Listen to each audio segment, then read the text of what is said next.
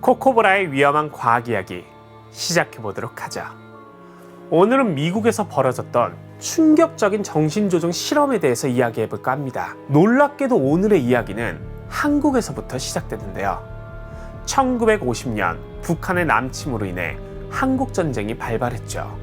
그리고 이 한국전쟁엔 많은 미군들이 참전했고, 이 전쟁이 끝나갈 때쯤 공산군 측에 잡혀있던 7,200명의 미국 포로 중 5,000명이 전쟁 범죄 자백서에 서명하면서 본인들이 전쟁 범죄를 저질렀다 인정하거나 북한을 상대로 세균전 범죄를 저질렀다고 자백했습니다. 더 충격적이었던 것은 21명의 미국 병사는 미국으로 돌아오는 것을 거부하고 중국으로 이주하는 것을 선택했다는 것이죠. 이 사건으로 미국 대중은 큰 충격을 받게 됩니다. 미국 언론들은 공산주의자들이 세뇌 기술을 개발해 미국 포로들을 말 잘 듣는 좀비로 만들었다 라고 주장하기 시작합니다. 미국은 이런 소련의 세뇌 관련 기술에 대한 공포로 인해 1953년 대규모의 마인드 컨트롤 실험 프로젝트 MK 울트라를 실행하게 되죠. 이 프로젝트는 그 당시 CIA 국장이었던 앨런 덜레스와 독약 전문가였던 시드니 고틀립을 대표로 하여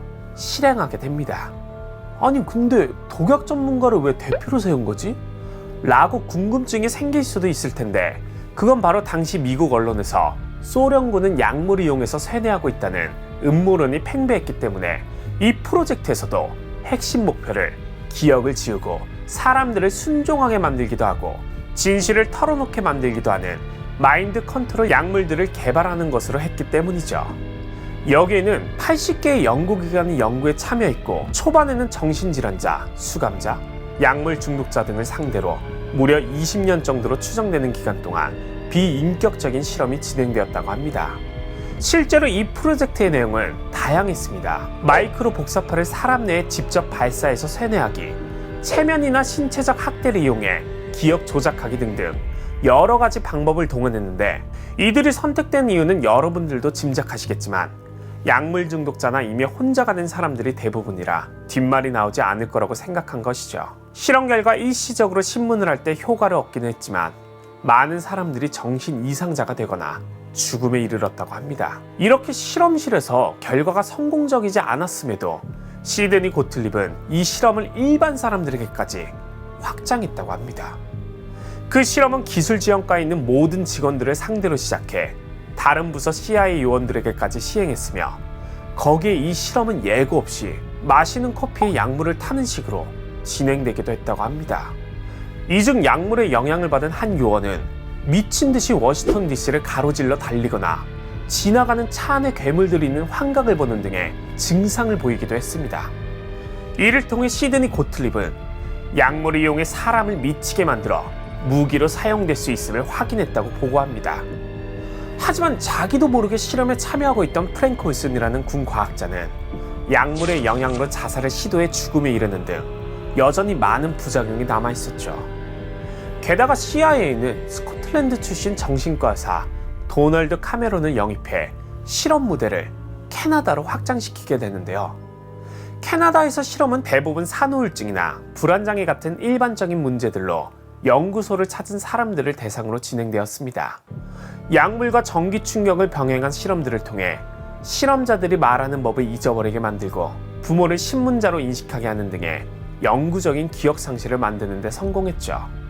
하지만 닉슨 대통령의 워터게이트 스캔들로 인해 정부가 공황 상태에 빠져있던 1973년, 무려 20년 동안이나 진행된 이 비윤리적인 실험이 들통날 것에 대한 두려움 때문인지 급작스럽게 프로젝트가 종료되고, 당시 CIA 국장 리처드 헬름스는 모든 MK 울트라의 문서에 대한 파기를 명령합니다. 그러나 1974년부터 뉴욕 타임즈에서는 CIA가 시민들을 상대로 불법적인 실험을 하고 있다 라고 주장을 하기 시작했고, 프랭크 처치가 수장을 맡은 국회위원회가 관련 사실을 파고들며 이 실험을 폭로하기 시작했죠.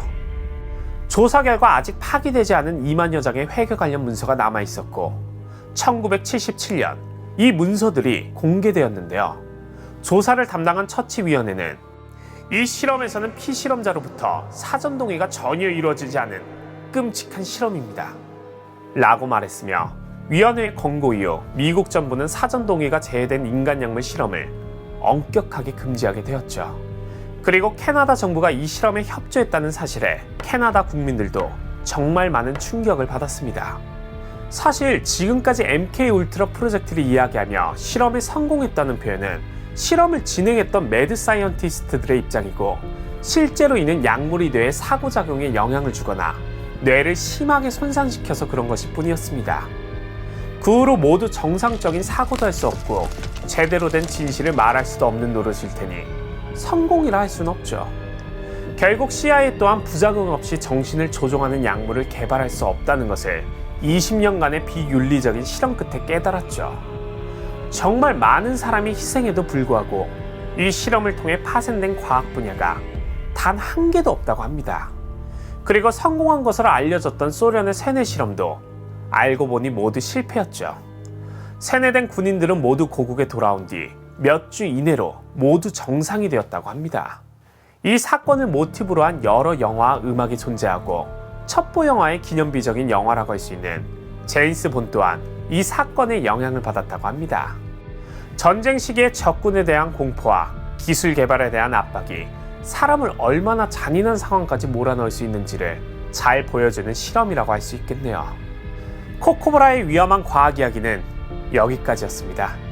다음에는 더 놀라운 이야기로 찾아뵙도록 하죠.